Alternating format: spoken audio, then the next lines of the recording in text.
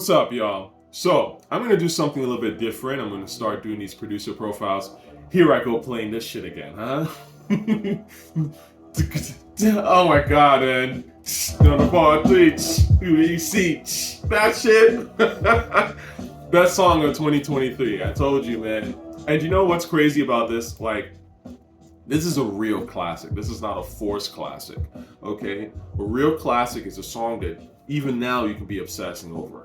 And it's been like 20 years plus. See, this is how these guys became the legends that they were. Because they made great shit that like is hypnotic as fuck. That you can't, it's an addictive listen.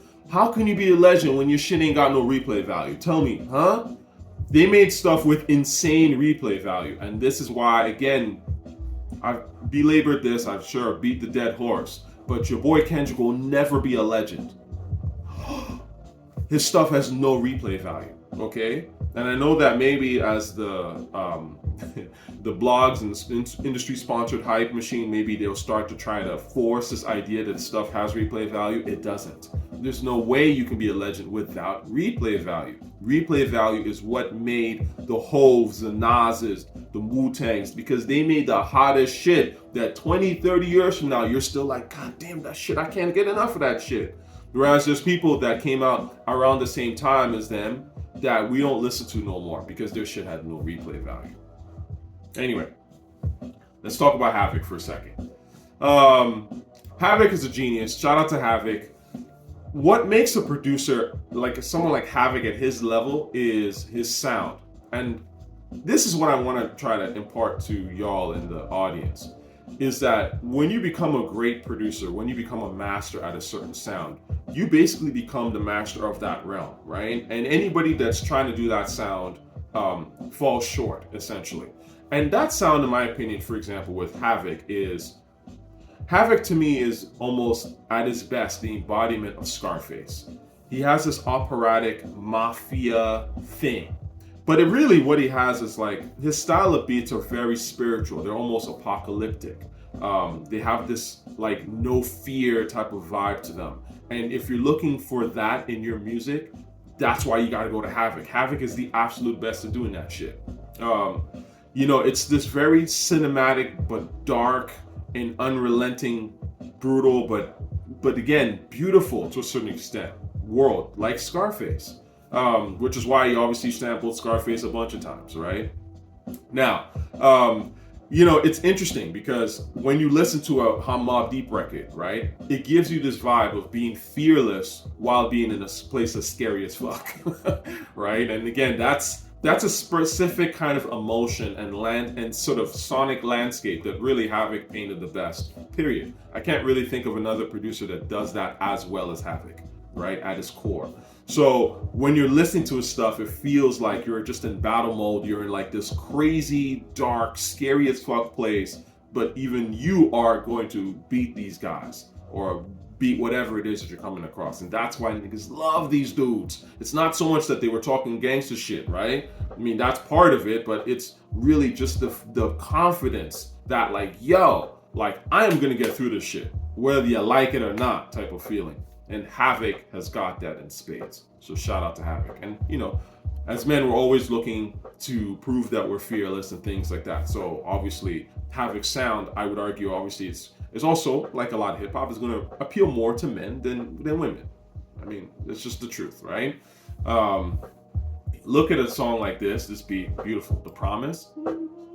Again, it's very much that operatic, spiritual, almost, even in the apocalypse, in the face of absolute destruction, I'm still going to be that guy. In fact, I'm going to destroy whatever comes my way that's trying to fuck with me.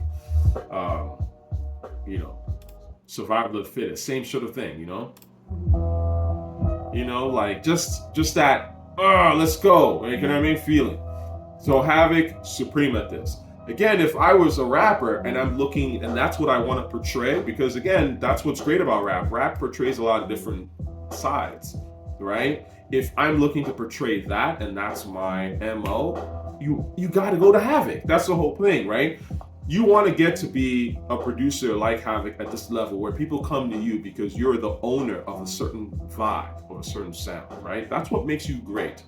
And the producers that are not so great, it's because, in my opinion, they don't have that thing that makes you go, you are a master at this, right? I come to you for this, right? That's what separates the men from the boys, in my honest opinion. The other thing I want to talk about very briefly before I, leave off Havoc is that, Havoc is wherever. To me, he's one of the greatest, easily. Is he top 5? Is he top 10? I mean, is he number 2 or number 1, number 3? I think when you get to a certain point where you're dealing with masters like a Havoc, a Primo, a RZA, a Timbaland, a Neptune, whatever, the ranking almost doesn't matter because, again, all of that is subjective. It depends on how you feel. But I will say this, though. The reason why I, for example, put Primo above Havoc, it's not because that I think that Primo's beats are structured better than Havoc's or whatever. After all, Survival of the Fittest, is an amazing beat. This beat, is it better than Mass Appeal? No. Like, they're both incredible. At a certain point, like, two amazing things, you can't really say, you can maybe say, I prefer this beat, but they're both phenomenal, game-changing beats, right? So the point is, what makes a producer like Primo maybe edge out Havoc is the consistency. And this is really like the point. It's like, how long did you do that great thing that you're known for? Like, did you consistently do that shit for years, decades, right? And that's really what, again, separates a guy like Primo from a lot of people. Because Primo had his sound, he had his thing, what he was known for, and he did that for decades at a great hit rate. And a lot of these guys didn't, right? So, but it doesn't mean that their shit is not great. So, the last great Mobb Deep beat, I gotta play this, this is not the last great Mobb Deep beat. This is fantastic. Cobra, again, that dark shit that I was talking about. I gotta play. I mean, there's so many. We will kill you. Come on, man. So much great shit. Again, operatic, right? You get that cinema, that apocalyptic, like almost reverse superhero shit. It's really crazy. The last great Havoc beat that I personally have heard is this one, What I Rep.